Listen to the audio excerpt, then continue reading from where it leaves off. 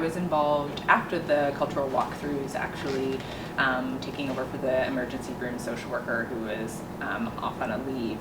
And it was actually a really wonderful thing, because the first thing that I think came out of those walkthroughs was the need to have connection with social work and demystifying what social work means in a hospital setting, just because of the history of social work in First Nations communities throughout time. It has been a pretty negative impact traditionally.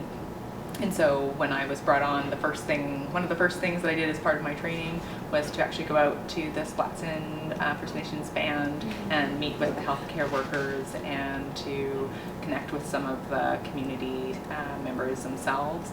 And I think that piece was really crucial for me because I deal with systems and resources, and so being able to understand kind of how the Splatson band was able to support their community members, to understand some of the issues that they've been seeing, and to be updated on what an important process the walkthroughs were really helpful for me in my ability to connect with people, to work with the band staff, and to really understand when I was going in to meet with somebody what I represented just by having my name being a social worker. And so really needing to understand maybe a different way of presenting myself, needing to be very clear up front with the purpose of why I was there, providing some space, maybe collaborating with our Aboriginal patient navigator, especially if there were certain cases where there's a lot of trauma related to hospital experiences.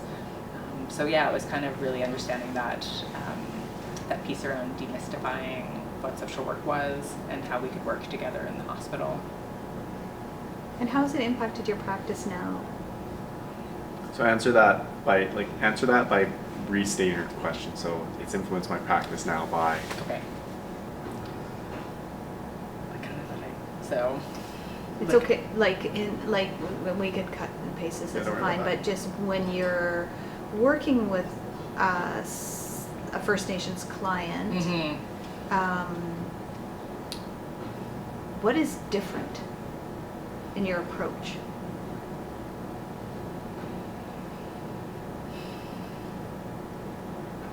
I know, I'm trying to think about, I'm sorry. Because it's totally automatic now, isn't it? Yeah, that's the thing. I know, and even just like,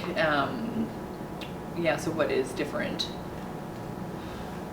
Like this is not, yeah, but no. like just even I'm just trying to think around like it is maybe the sensitivity of like, or what I'm doing like when I'm coming in and how I'm like, I don't, when I walk into everybody's room, I don't kind of explain right off the bat 100% like what I'm, and so where are we going? Sorry. Yeah, no, okay. This is good. To start over again. Yeah, so just that, like I said, so just, what was the question? How has it changed? How has it changed how you approach a First Nations person when you come into the room? First Nations client.